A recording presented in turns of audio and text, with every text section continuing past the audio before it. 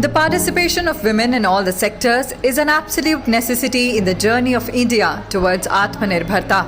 Gender equality is something which is enshrined in the Indian Constitution, and Article 15(3) also empowers the state to adopt any special provision for women and children. In pursuance to this, to address the declining child sex ratio and related issues of women empowerment over a life cycle continuum, the program Beti Bachao, Beti Padhao was launched by the Honorable Prime Minister on January 22, 2015. It is a tri-ministerial convergent effort of the Ministries of Women and Child Development, Health and Family Welfare and the Human Resource Development, now Education Ministry. The key elements of the scheme include the enforcement of Preconception and Prenatal Diagnostic Techniques Act, nationwide awareness and advocacy campaigns. Its key objectives are preventing sex selection of the child while also ensuring survival, protection and education of the girl child. Currently, the scheme is being implemented across the country in 640 districts. As a result of this splendid initiative, as of January 2021, the gross enrollment ratio of girls in the schools at secondary level improved from 77.45 to 81.32. Under 5 child mortality have reduced from 45 in 2014 to 36 in 2018. Percentage of institutional deliveries has also improved from 87% in 2014-15 to 94.8% in 2020-21. Thus, as a result of the collective consciousness of the people supporting the campaign, Beti Bachao, Beti Padhao has found its place in public discourse. It is time we all acknowledge that a gender-equal society and empowerment of women are crucial for sustainable development and prosperity of the nation. Hi everybody. You can be more than what you think you are. Study full throttle. Today is 22nd of January 2023. Let us have a quick discussion of all these important topics. See, this is beauty. Beauty can come from brokenness. अक्सर जो failures होते हैं, failures को हमें एक building block की तरह इस्तेमाल करना चाहिए. बिल्डिंग ब्लॉक, फेलियर्स एक बहुत अच्छा स्टेयर केस होता है जिससे आपको बहुत अच्छी सक्सेस मिल सकती है. When you take risks, you learn that there will be times when you succeed and there will be times when you fail, and both are equally important. ये विनर एटीट्यूड होता है, ये होना बहुत जरूरी है. Study full throttle. This is prelims 2023 course. इसमें हम सारा थ्योरेटिकल पार्ट देख रहे हैं. This is test series. इसके 3 टेस्ट पेपर्स हो गए. मैं अब union and its territory and citizenship का भी आपसे शेयर करूंगा. हमारा आइडिया है by the time 28 of May 2023 exam होगा, एटलीस्ट हम 10,000 प्लस एमसीक्यूज यहाँ पे प्रॉपर डिस्कस करेंगे. ये सारे एमसीक्यूज हम डिस्कस भी करेंगे. Polity, geography, history, economics, current affairs, full length test, sectional test, everything is covered under this course. For a nominal fee of ₹1111 you can join this course. और जो revision part होगा वो सारा हम जो theoretical revision 1-to-1 session strategies etc we will cover in prelims 2023 course. Okay, this is telegram quiz. Every day in morning we are having 5 such multiple choice questions. Join. This is vocabulary. Benefaction, इसका मतलब होता है दान देना. A donation or gift. Aegis, किसके aegis में है, किसके संरक्षण में है. द प्रोटेक्शन, बैकिंग और support of a particular person और ऑर्गेनाइजेशन. परसिक्यूटेड मतलब परसिक्यूट करना मतलब सताना, ऑप्रेस, अब्यूज, विक्टिमाइज. वेरिटी मतलब सच्चाई होता है, अ ट्रू प्रिंसिपल और belief, especially one of fundamental importance. Morph, हम जियोमॉर्फोलॉजी पढ़ रहे हैं ना अभी ज्योग्राफी में. मॉर्फ मतलब परिवर्तन, change, transform, transfigure, to take on a different shape, appearance और state. So this is morph, this is verity, this is persecute, this is aegis और ये है benefaction. If you come across any other important word, write down that word along with its meaning in the comment section down below. Vocabulary strong होना बहुत ज़रूरी है. This is quiz number 240. Who founded the Home Rule League in Calcutta in 1916 AD? The answer is Mrs. Annie Besant. Lord Linlithgow viceroy थे quit India movement के time पे. वाइकॉम सत्याग्रह केरला में start हुआ था. थॉमस मुनरो के टाइम पे Madras presidency बना था. हाई कोर्ट एस्टैब्लिश हुए थे कैलकाटा, बॉम्बे और मद्रास में 1861 में. आज के सवाल है एंटीसेमिटिज्म ये एक वर्ड होता है, ये एडोल्फ हिटलर से रिलेटेड है, सेकेंड वर्ल्ड वॉर। इसका क्या मतलब होता है? वाटरलू एक जगह है, Napoleon Waterloo is located in which country? किसने कहा है वर्ल्ड हिस्ट्री में कि I am the state? Potato was introduce to Europe by whom? Europe का ओरिजिन नहीं है पोटैटो, जो है ये माइग्रेट हुआ था। तो पोटैटो को यूरोप में किन्होंने इंट्रोड्यूस किया? The policy of racial discrimination followed in South Africa was called. There is a particular word, उसका वर्ड क्या है? ये सी सेट है। Try to read this paragraph carefully and answer these two questions कि contrary to popular believe the robots क्या है और robots differ from other machines is that. So these are two questions for today. Now let us learn about Kalighat चित्रकला। आज Saturday Sunday weekends को answer writing का of है, कल से हम रिज्यूम करेंगे। ये है कालीघाट चित्रकला। कालीघाट चित्रकला बहुत फेमस है।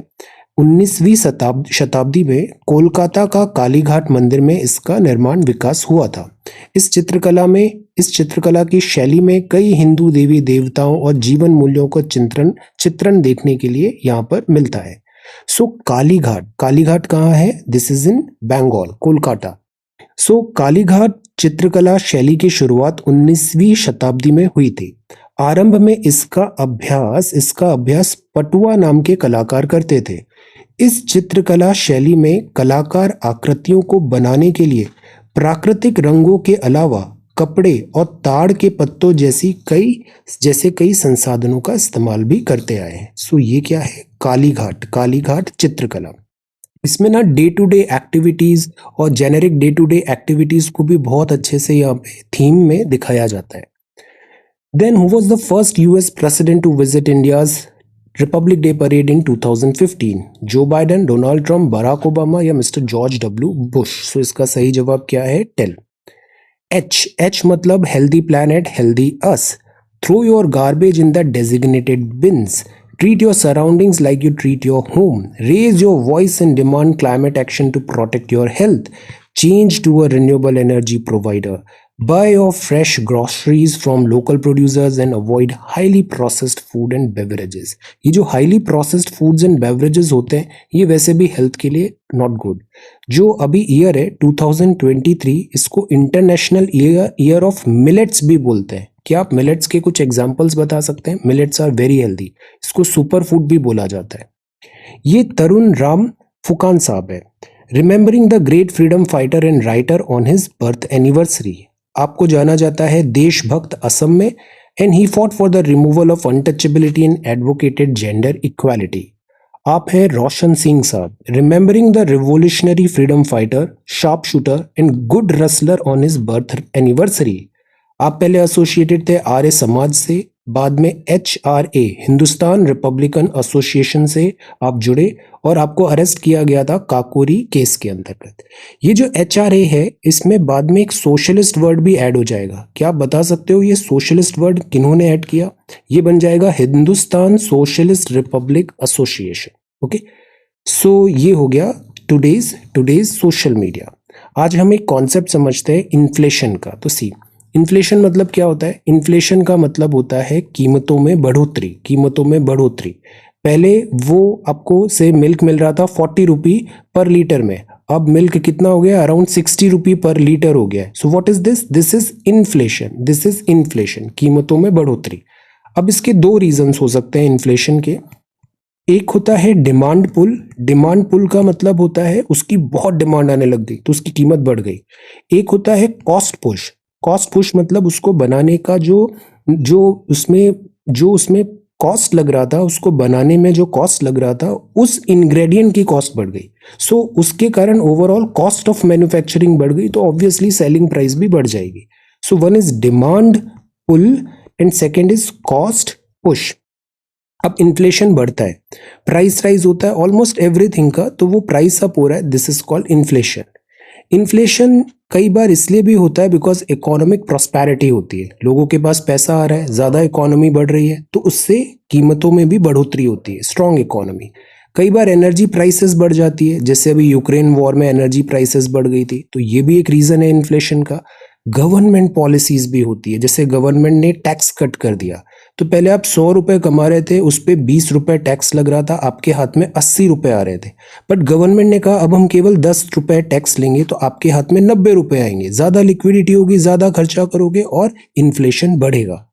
तो these could be certain causes. Inflation, वैसे हेडलाइन इन्फ्लेशन इंडिया में सीपीआई होता है, कंज्यूमर प्राइस इंडेक्स, वैसे एक डब्ल्यूपीआई भी होता है, होलसेल प्राइस इंडेक्स भी।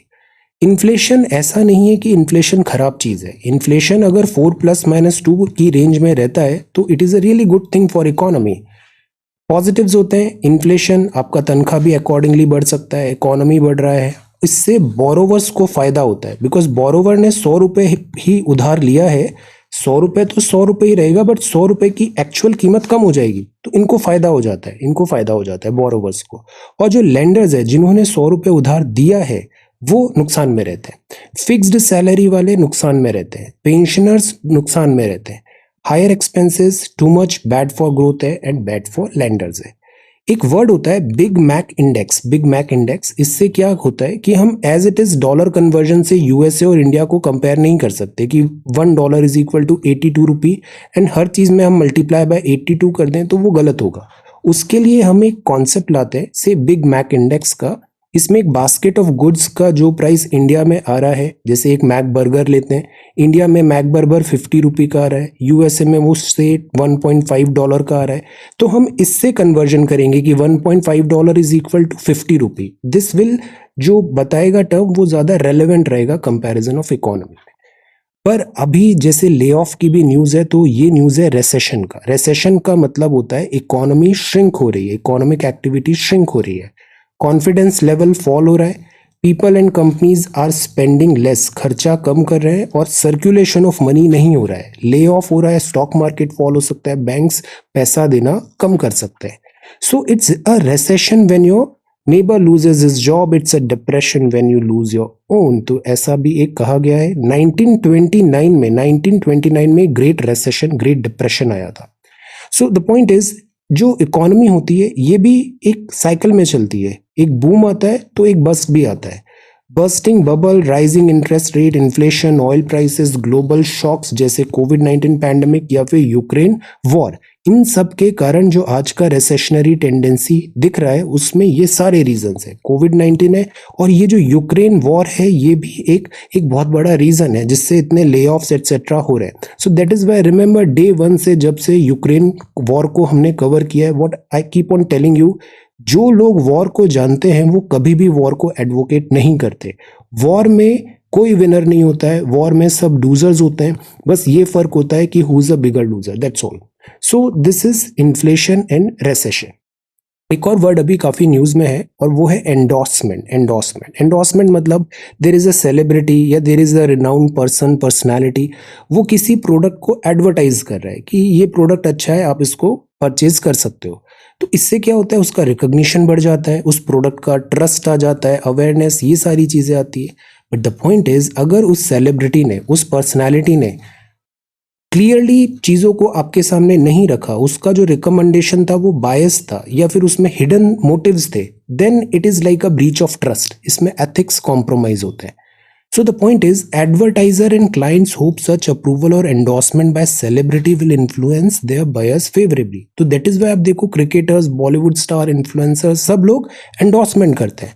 तो द पॉइंट इज, इसमें एथिक्स होना जरूरी है, बिकॉज मैनी अ टाइम्स हम सेलिब्रिटीज से कनेक्ट होते हैं, स्पोर्ट्स पर्सन से कनेक्ट होते हैं और उनके बताए हुए प्रोडक्ट को यूज करते हैं। बट एट टाइम्स अगर वो प्रोडक्ट खराब है, देन व्हाट, उस पर रेस्पॉन्सिबिलिटी किसकी होनी चाहिए?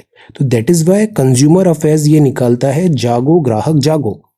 सेलिब्रिटीज, इन्फ्लुएंसर्स, वर्चुअल इन्फ्लुएंसर्स, इन सब का ड्यूटी होता है कि ये लाइक जो उसमें हिडन मोटिव्स हैं या फिर इनका अभी इन्वॉल्वमेंट है उस प्रोडक्ट में, इन सारी चीजों में एक ट्रांसपेरेंसी मेंटेन रखे। Okay, so famous personalities including but not limited to entertainment और sports industry who have the power to affect the decision और ओपिनियन ऑफ देयर ऑडियंस। तो यहाँ पर भी इनको डिस्क्लोज जो एंडोर्समेंट है उसमें एथिक्स मानना पड़ेगा। इन्फ्लुएंसर्स एंड वर्चुअल इन्फ्लुएंसर्स में इंडिया में कुछ लॉज है। एक है कंज्यूमर प्रोटेक्शन एक्ट ऑफ 2019, ये kind of like umbrella term है। कंज्यूमर प्रोटेक्शन एक्ट ऑफ 2019 ने ऑल टाइप्स ऑफ डिसेप्टिव जो चीज़ें होती है एडवर्टाइजमेंट में उसको चेक करता है। जैसे कई बार क्लिक बेट्स भी होते हैं, सो इनसे भी हमें अवेयर रहना है। जैसे अभी प्रीलिम्स का नोटिफिकेशन आने वाला है, फिर एग्जाम भी होगा 28 मई का। बहुत सारे टॉल प्रोमिसेस होंगे, बस ये 4 चीज़ पढ़ लो सिलेक्शन हो जाएगा, दिस एंड ऐसा कुछ भी नहीं होता है। मेहनत करनी पड़ेगी, आपको अच्छे से मेहनत करनी पड़ेगी। You have to give your 100%, that is the only way out. तो ऐसे शॉर्टकट्स जो आपके फियर से खेलते हैं ना, इनसे आपको अलर्ट रहना चाहिए। कंज्यूमर प्रोटेक्शन एक्ट ऑफ 2019, तो ये डिसेप्टिव एडवर्टाइजमेंट्स जो होते हैं, डिसेप्टिवली आपको कोई प्रोडक्ट सेल करने की कोशिश की जा रही है, उसको ये आपको बचाता है। फिर prevention of misleading advertisement and endorsement of misleading advertisement 2022 की गाइडलाइंस है। इसमें भी बात है कि इसमें सेलिब्रिटीज, एंडोर्सर्स, इन सबको ये गाइडलाइंस फॉलो करना है। The answer is this is about ethics. Ethical consumerism भी होना चाहिए। अब एथिकल कंज्यूमरिज्म भी क्या होता है कि suppose we know a particular product जैसे वो एनिमल क्रुएलिटी से है, या फिर उसमें चाइल्ड लेबर हुआ है, या फिर उसमें एनवायरनमेंट बहुत डैमेज हुआ है, तो as a user of that product हमको इन सारे फैक्टर्स को भी ध्यान रखना चाहिए। तो एथिकल कंज्यूमरिज्म पर एथिकल वे में कॉन्शियस और इन्फॉर्म्ड परचेजिंग होनी चाहिए, होना चाहिए। सोशल एनवायरमेंटल इम्पैक्ट क्या हो रहा है, प्रैक्टिसेस क्या फॉलो किया, इन सबको। तो इससे क्या होगा, जो गलीबल जो कंज्यूमर्स होते हैं, एट टाइम्स उनके साथ जो डिसेप्शन भी हो जाता है, उसको हम चेक कर पाएंगे। एंडोर्समेंट में सेलिब्रिटीज का भी ड्यूटी है कि they follow certain ethics. Okay, अब हम आते हैं द हिंदू न्यूज़पेपर में। So this is the Hindu newspaper. Battered Joshimath में अभी डिफिकल्टीज आ रही है। Sinking town battles snow, falling temperature have worsened the plight of people displaced from their damaged houses. Then this is India thrashes New Zealand. Up see, this is again very important news. Ahom burial sites to vie for UNESCO tag. तो ये अहोम है, अहोम मतलब Assam. Centre ने choose किया है असम का Charaideo Moidams from 52 sites across the country to be nominated for world heritage site status.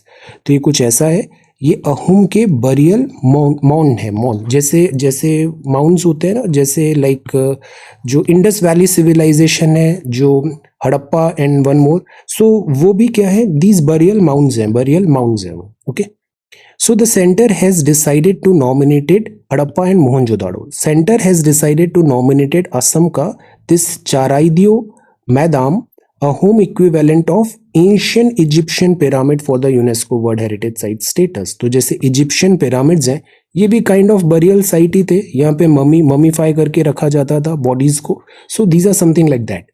तो currently no world heritage site in the category of cultural heritage north east में है, इनका इंक्लूजन अभी पॉसिबल हो सकता है।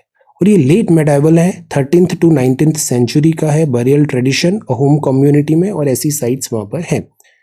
तो अहोम रूल करीब 600 साल रहा। ब्रिटिश ने एनेक्स किया असम 1826 में, और ये गुवाहाटी से 400 किलोमीटर ईस्ट पे ये लोकेशन इनका है। These mounts are located over there. So these are mortal remains of numbers of Ahom royalty who used to be buried with their this paraphernalia. Okay, so पूरा उनका लाइक जैसे इजिप्ट में होता था, जो ममीफाई किया जाता था, तो उनका पूरा लाइक बेसिक नेसेसिटीज की ऑल द इक्विपमेंट्स सब आन बान शान के साथ उनको वहां पे रखा जाता था। Okay, so this is Ahom burial sites to vie for UNESCO tag. Then this is next one, this is Tirumala temple drone video. Then this is living with nature, ये सांभर डियर है gazing in Amrabad tiger reserve in Telangana. तो ये Nallamalla hills में है, और यहाँ eco tourism का भी पैकेज अनाउंस किया है by forest department. A rice loving wild jumbo drives villagers up the wall. So ये टस्कर है, टस्कर। आप बता सकते हो एलिफेंट्स को टस्कर क्यों बोलते हैं? What is the meaning of this tusker? Tusker क्यों बोलते हैं? एलिफेंट्स को टस्कर भी बोला जाता है, वाई? सो ये अगेन एक एग्जाम्पल है ह्यूमन एनिमल कॉन्फ्लिक्ट का।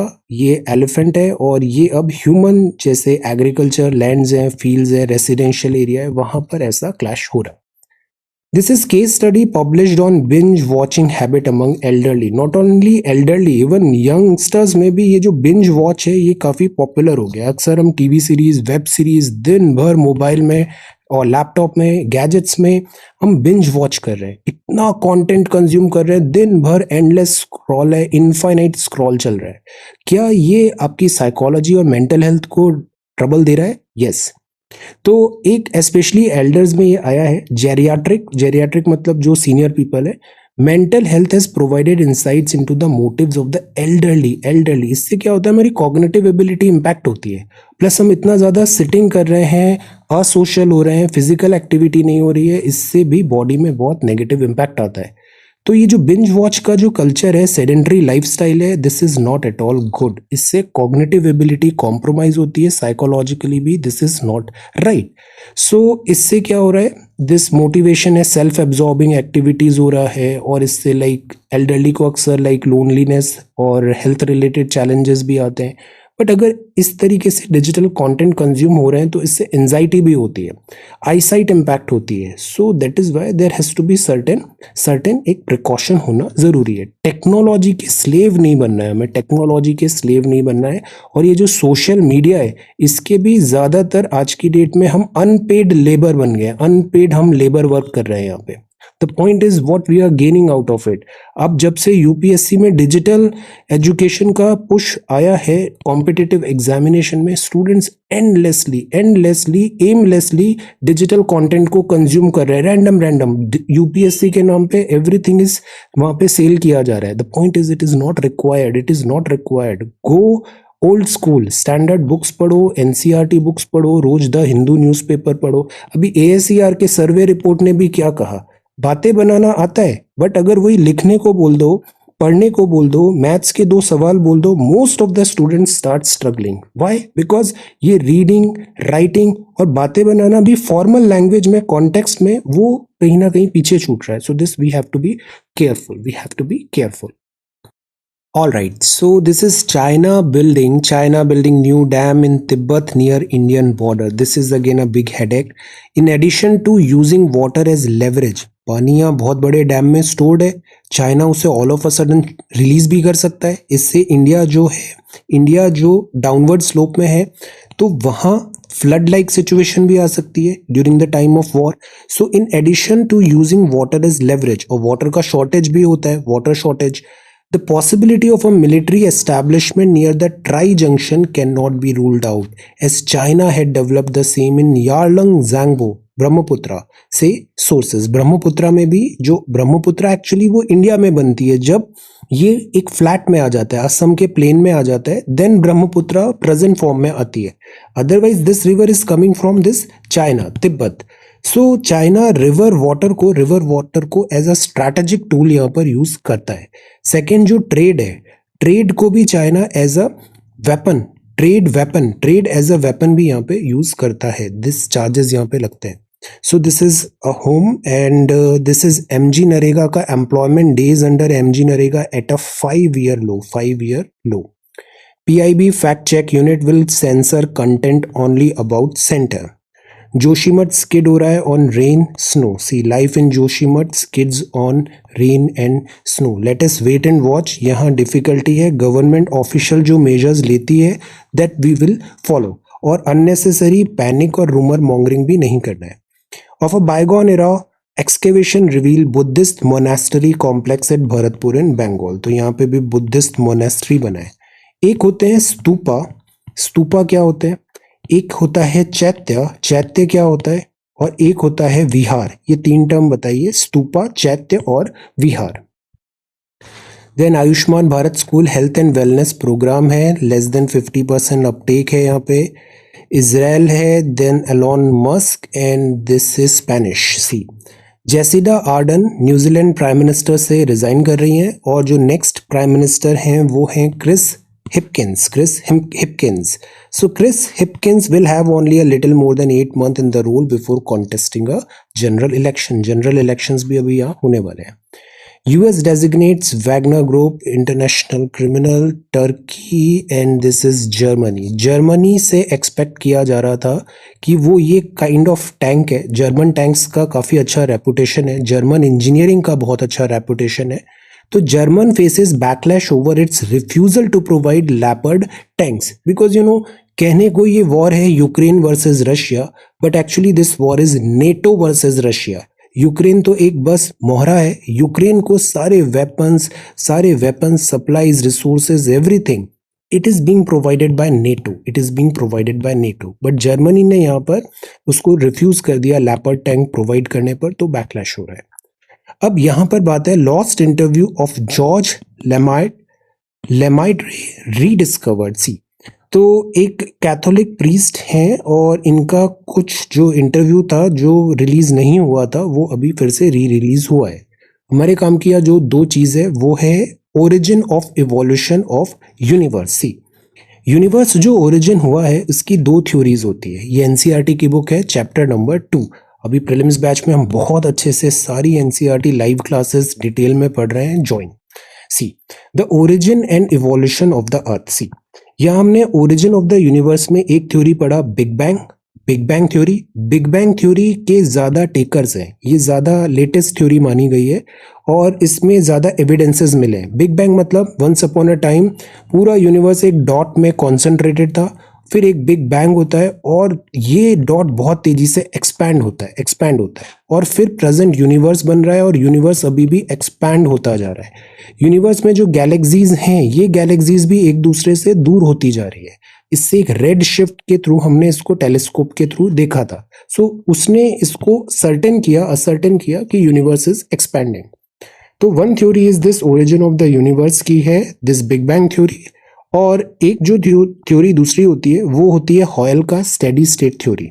स्टेडी स्टेट थ्योरी में ये होता है कि जैसा अभी यूनिवर्स है हमेशा से ऐसा ही यूनिवर्स रहा है, तो इस पे फिर से अभी डिस्कशन यहाँ पर हो रहा है। Okay, then this is genes that made whales to grow to giant sizes identified. See whales huge होती है, व्हेल्स लाइक बिगेस्ट मैमल है।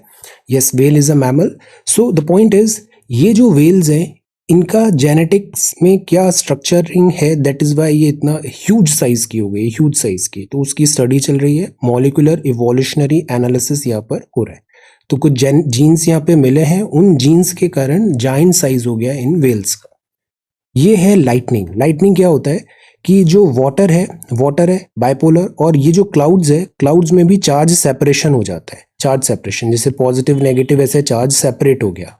क्लाउड के नीचे नेगेटिव चार्ज है, ग्राउंड में पॉजिटिव कहीं मिल गया, तो एक ऐसा कंडक्टर बन जाएगा ड्यूरिंग द टाइम ऑफ से जब बारिश है तो वहाँ लाइट डिस्चार्ज होगा, चार्ज डिस्चार्ज होगा और लाइटनिंग होगी। कई बार पॉजिटिव नेगेटिव के विद इन द क्लाउड भी डिस्चार्ज हो सकता है, बिटवीन टू क्लाउड्स भी डिस्चार्ज हो सकता है। तो लाइटनिंग से इंटर क्लाउड भी होती है, इंट्रा क्लाउड भी होती है और क्लाउड टू जमीन पे स्ट्राइक भी करती है। Okay, thunder. So the point is कि अगर हम यहाँ लेजर लाइट थ्रो करें तो दिस इज पॉसिबल कि हम लाइटनिंग को रीडायरेक्ट भी कर सकते हैं, हम रीडायरेक्ट कर सकते हैं किसी पर्टिकुलर डायरेक्शन में या पर्टिकुलर प्लेस में। सो इस पे भी अभी स्टडी चल रहा है। एक्सटिंक्शन में थ्रेटन मेडागास्कर्स बायोडाइवर्सिटी। तो Madagascar is very beautiful, why? Because this is Africa और यहाँ है मेडागास्कर, यहाँ बायोडाइवर्सिटी बहुत है, पेंगुइन्स ऑफ मेडागास्कर। तो बिकॉज अगेन बायोडाइवर्सिटी थ्रेटन हो रहा है, बिकॉज क्लाइमेट चेंज हो रहा है और क्लाइमेट चेंज होगा तो बायोडाइवर्सिटी का लॉस होगा। इंडिया में कोविड-19 के केसेस कम आए। देखिए, इफ़ यू शुरू में कोविड-19 पे हमने भी बहुत डिटेल में पढ़ते थे, every news everything, but over the period of time हमने देखा है बहुत सारी जो न्यूज़ है वो सेटल्ड नहीं है और बहुत सारी चीज़ें अभी एक्चुअली हमको भी नहीं पता है किस डायरेक्शन में क्या चीज़ें जाएगा। सो दैट इज़ वाई इससे ना जो इसका बेसिक थ्योरी पार्ट है कि what is virus, what is vaccine कैसे वर्क करती है, इंपॉर्टेंट वैक्सीनेशंस कौन सी है, इसमें गवर्नमेंट अथॉरिटीज़ क्या होती है, वायरस का म्यूटेशन क्या होता है, ये जो कॉन्सेप्ट्स हैं वो समझने चाहिए। बाकी जो बॉल बाय बॉल कमेंट्री हो रही है इसका कोई ज़रूरत नहीं है। यहाँ पे एक और ऐसा थ्योरी आया है कि इंडिया में ये वेरिएंट इसलिए नहीं फैला बिकॉज ऑलरेडी हमें नेचुरल इम्यूनिटी आ गई थी, this and that. What led to unusually low temperature at Ooty's finger post? See, Ooty कहाँ है? साउथ में टेम्परेचर इतना कम होना it is like a significant चीज. अब सी, यहाँ ऊटी में टेम्परेचर इतना कम हुआ, इसके प्राइमरली दो रीजन है. पहला रीजन है, एक जो वर्ल्ड में जैसे पेरुवियन कोस्ट है साउथ अमेरिका में, यहाँ यूजुअली कोल्ड वाटर, ऐसा पेरुवियन कोल्ड करंट फ्लो होता है. और बिकॉज कोल्ड करंट फ्लो होता है तो यहाँ पे एटमॉस्फेरिक स्टेबिलिटी होती है और यहाँ पे एरिडिटी ज़्यादा होती है. बट सम ईयर्स ये जो कोल्ड करंट है ये वार्म करंट से रिप्लेस हो जाता है. वार्म करंट आता है तो यहाँ पे अनस्टेबिलिटी होती है, और यहाँ जैसे चिकीकामाटा एंड ऑल, यहाँ पर बारिश होती है बहुत पेरुवियन कोस्ट में, और इसका इम्पैक्ट पूरे वर्ल्ड में देखने को मिलता है. द आर्ग्यूमेंट इज कि एक होता है अल नीनो, एक होता है ला नीना. तो जब ये रेगुलर कोल्डर करंट है ये और कोल्ड हो जाता है, तो मतलब और एरिडिटी होती है दिस पेरुवियन कोस्ट में, ला नीना का साल बोलते हैं उसे. और जब ला नीना है तो इंडिया में टेम्परेचर बहुत कम देखने को मिला है. यहाँ पे टेम्परेचर कम देखने को मिला है और यहाँ पे बारिश भी ज़्यादा होती है ला नीना में. और जब अल नीनो होता है तो इंडिया में बारिश कम होती है. तो El Nino and La Nina. अब दूसरा एक रीज़न ये भी है कि जैसे La Nina is opposite to El Nino, इसमें इक्वेटोरियल वाटर जो है सदर्न अमेरिकन कोस्ट में वो अनयूजुअली वार्मर होता है ना. One effect is that in winter the sub tropical westerly jet. अब देखो दूसरा कॉन्सेप्ट क्या होता है, जेट स्ट्रीम्स क्या होती है. जैसे ये प्लैनेट अर्थ है, ओके. प्लैनेट अर्थ में जैसे आर्कटिक सर्कल दिख रहा है ना, ऐसे हायर एल्टीट्यूड पे एक गार्लैंड टाइप एक वेव्स चल रही है, गार्लैंड टाइप विंड्स बह रही है, जियोट्रॉपिक एटसेट्रा. सो वो होता है दिस जेट स्ट्रीम्स. ये जेट स्ट्रीम्स अगर ऊपर हाई एल्टीट्यूड पे रहती है तो वो नीचे प्रेशर इम्प्लांट करती है सरफेस ऑफ द अर्थ पे. तो जब सब tropical westerly jet north India में आती है, साउथवर्ड पुश होती है, तो जो वेस्टर्न डिस्टर्बेंसेस है, एक्स्ट्रा ट्रॉपिकल साइक्लोन मेडिटेरेनियन से जो आ रहे हैं, वो भी साउथवर्ड्स आ जाते हैं और वहाँ पे विंटर रेंज भी होती है. सो ये एक रीज़न है. दूसरा रीज़न है कि जो साइबेरिया या नॉर्थ ऑफ दिस हिमालय वैसे तो सेफगार्ड कर रहा है, बट अगर सर्टेन जो कोल्ड वेव्स हैं फ्रॉम साइबेरिया अगर ट्रैवल कर जाती है टुवर्ड्स साउथ तो उससे भी ठंड यहाँ पे आती है. तो इन दोनों फैक्टर्स के कारण ऊटी में यहाँ पे काफ़ी कम टेम्परेचर देखने को मिला है.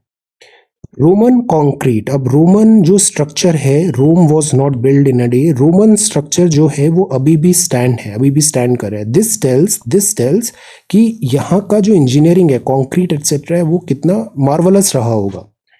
Why did China lift hold on this terror listing. China की पॉपुलेशन भी श्रिंक हो रही है. सी, चाइना पहले वन चाइल्ड पॉलिसी अपनाया, और वन चाइल्ड पॉलिसी में चाइना का पॉपुलेशन जो बहुत तेज़ी से बढ़ रहा था उसको कंट्रोल किया, बट अब ये डिक्लाइन होने लग गया है तेज़ी से.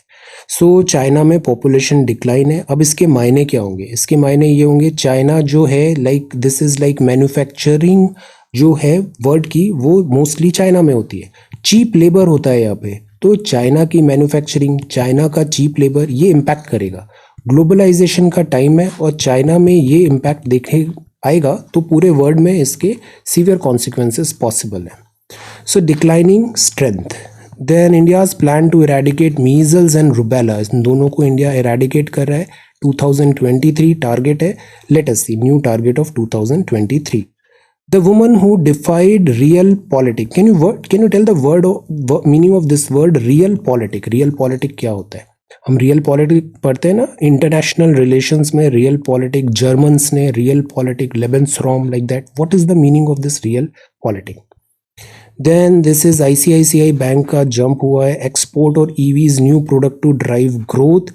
Footwear, Kotak bank, and this is sport. Okay, यहाँ जो न्यूज़ है वो है विंटर हार्वेस्ट का. ये है आंध्रा, और आंध्रा में ये जो हार्वेस्ट है दिस इज स्वीट पोटैटो, और ये अराकू रीजन में.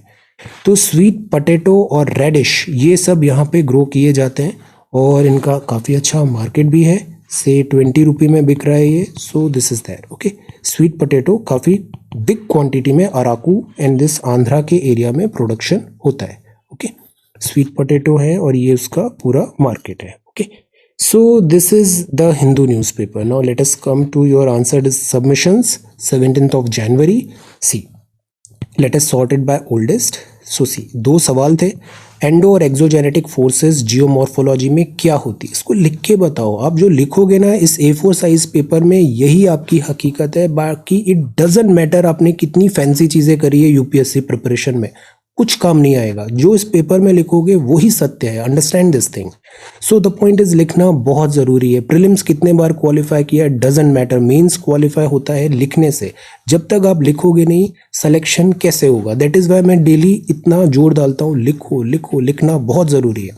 Okay, see prepare a note in the endogenetic and exogenetic on coastal features of India. और इन सारी कॉपीज से भी सीखो, ये बहुत एक्सेलेंट कॉपीज है, एक्सेलेंट कॉपीज है, इनसे आप सीखो। इन सारे जो इतने अच्छे अच्छे सबमिशंस हैं और इतना हेल्दी एटमॉस्फेयर है, सब इससे पीयर लर्निंग करें, आपको बहुत फायदा होगा। ओके, अब देखो सौरभ ने देखो कितने अच्छे से बताया एंडो और एक्सो। पहले डेफिनेशन बता दिया। लैंडफॉर्म क्या होता है? A landform is an outcome of structure, process and time. Davis का डेफिनेशन से बताया, वेरी गुड। Structure, process. अब देखो अगर आपका ज्योग्राफी ऑप्शनल है या फिर किसी सब्जेक्ट में आपको थोड़ा स्ट्रेंथ है, आप उसका इतना ब्रिलियंट आंसर बनाओ कि वो एक स्टैंडर्ड टेम्पलेट बन जाए, आपकी रेपुटेशन बन जाए बहुत अच्छी। इस अच्छी रेपुटेशन का आपको बाकी के सवालों में बहुत फायदा मिलेगा। जैसे 20 सवाल है, पहले के 1-2 आपने इतने ऑसम आंसर लिख दिए कि एक रेपुटेशन बन गई। उससे क्या होगा, बाकी के जो 15 सवाल होंगे ना, सब में आधा नंबर ज़्यादा मिलेगा। 15 सवाल में आधा नंबर ज़्यादा मिला, 7.5 नंबर एक पेपर में है। 4 पेपर है तो कितना हो गया? So this is how you should try to maximize your score. Okay, earth का जियोमॉर्फिक प्रोसेस चार्ट बनाया, wonderful. Endogenetic process, see the diagram work, beautiful, very nice. Exogenetic, weathering, physical weathering, सब summarize कर दिया अच्छे से। NCERT, GC Leong, standard books more than sufficient है, कुछ fancy चीज करने की जरूरत नहीं है। सी कोस्टल फीचर्स, अब देखो ये कितना ब्यूटीफुल डायग्राम है। This is so proportionate and doable भी है, रियल एग्जाम में आप ऐसा बना सकते हो। ये सब लिख दिया। हमें एक चीज याद रखना है, हमें लिखना हमेशा हॉरिजॉन्टल चाहिए। लाइंस कैसे भी ड्रॉ कर दो, बट जब when it comes to writing always try to write horizontally, ऐसे वर्टिकली नहीं, horizontally. Gulf coast, Malabar, Kanyakumari, banks, islands, सारे फीचर्स बता दिए। मैंने आपको एक और पीडीएफ शेयर किया है दिस मैपिंग वाला, उसमें भी ये बहुत सारे पॉइंट्स है कोस्टल लैंडफॉर्म्स के, have a look. This is really good, very good. Saurabh आप बहुत अच्छा कर रहे हो, इसको कंटिन्यू करो, you are absolutely on the right track. Wonderful copy, wonderful. Deepali, again Deepali का भी कॉपी देखो कितना अच्छा कॉपी होता है। This is so beautiful, to the point, systematic, endogenetic, exo, diastrophism, epeiro. Map is such a good map, diagram भी है good. This is such a beautiful diagram, very good. Orogenic, अब देखो diagram कैसे box में बना है, examples लिखा है, figure this, figure 1, very nice. Shubham is back, I am so happy. So see Shubham भी बहुत अच्छा आंसर राइटिंग करता है, टू द पॉइंट रहता है and the consistency is really really good.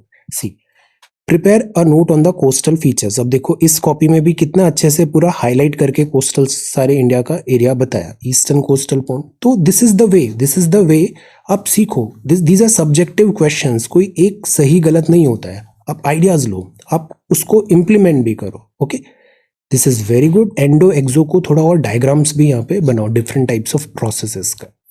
Nandini, this is good. Nandini भी देखो कितना बढ़िया आंसर लिखती है, this is good. Endogenetic forces 1 2 3 4 5, very nice. Exogenetic, good. Diagrams ना शुरू में ही कुछ हम बनाने की कोशिश करें एंडो एक्सो के। ओके, कामिल का भी डायग्राम वर्क बहुत अच्छा है, वेरी गुड आंसर। सी कितना ब्यूटीफुल डायग्राम बनाया है यहाँ पे, मैप भी अच्छा है, east coast, west coast, coastlines. See जैसे अब ये लिखा ना डॉट के बजाय ABCD से, कितना ऑर्गेनाइज नजर आ रहा है, स्ट्रक्चर्ड नजर आ रहा है। गवर्नमेंट मैनुअल्स में कभी आप देखते हो कि वहां पे बस डॉट डॉट लगा दिया है? नहीं, नंबर लिखता है 1 2 3 4 ABCD, या फिर रोमन न्यूमरल्स में आ जाएगा। So follow that thing, very nice. This is very good, organised, wonderful.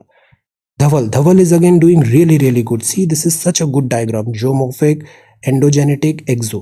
तो सी हमें बहुत ज़्यादा फीडबैक की ज़रूरत नहीं होती, आप बस एक्शन करो। जितना एक्ट करोगे, जितना लिखोगे, आपको बहुत फ़ायदा होगा। आप किसी भी सीनियर पीपल को, अपने पेरेंट्स को, एल्डरली को ये कॉपी दिखाओ और बताओ देखो हमने इतना अच्छे से ये डायग्राम बनाया, लिखा। They will appreciate you. घंटों घंटों बिंज वॉच करना पढ़ाई नहीं होती है, रैंडम सोर्सेज पढ़ना पढ़ाई नहीं होती, उसको लिखना पढ़ाई होती है। तो लिखने पे ज़्यादा जोर डालना है हमें। Okay, Deepali, see this is so very good, very beautiful copy. See diagram, everything is really good. इन सब पेजेस को घुमाना नहीं है, आप इसको फाइल करते जाओ। एक स्पाइरल ले लो, स्पाइरल करा लो, ये एक भी पेज घूमना नहीं चाहिए, इनको रिवीजन करना है आपको। Okay, Ratna Priya is again doing so good, C this is really good copy, threads बताए यहाँ पे, डायग्राम, सी कितना अच्छा हो गया है कॉपी हमारा, वंडरफुल, वे फॉरवर्ड भी है, तो एक होलिस्टिक पूरा कंप्लीट हो गया और स्पेसिंग भी बहुत अच्छा हो गया, दिस इज रियली गुड। अब जैसे यहाँ पे देखो स्टाइल, स्टाइल जो मैं बोलता हूँ ना, यहाँ पर ऐसा टैबुलेट कर दिया है, this is also one way, तो जरूरी नहीं कि आप उसको पैराग्राफ में ही लिखो, आप टैबुलेट कर सकते हो, this is the tabulated format, और ये ज्यादा अच्छा नजर आ रहा है, so that is why these are subjective questions, आप अपना अपना टैलेंट दिखाया करो वहां पे, this is good, very good. See अब देखो ये डायग्राम बनाया, this is wonderful, very good copy, very very nice. Nandini map थोड़ा सा बेहतर करें, ये वाला मैप ना कभी भी डिस्टॉर्टेड नहीं बनाना है, एक्स और वाई दोनों प्रोपोर्शनेट होने चाहिए। अब सी ये बहुत अच्छा है, अब यहाँ पे सारे कोर्स को टैबुलेट कर दिया, wonderful, very good copy.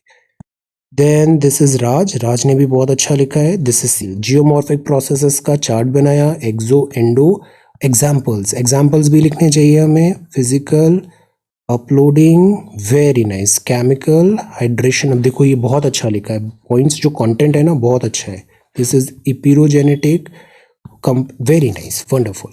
Neha, Neha ने भी बहुत अच्छा लिखा है, देखो कितना ब्यूटीफुल कॉपी है ये, ओरोजेनी, एक्सोजीनस, लिखना बहुत ज़रूरी है, this map is again really good, map को ऐसे बॉक्स में बंद कर दो, एक छोटा स्केल आता है ना, उससे ऐसे तुरंत बॉक्स के अंदर करो, जैसे ये हेडलाइंस को बॉक्स के अंदर किया है, इसको भी बॉक्स के अंदर करिए।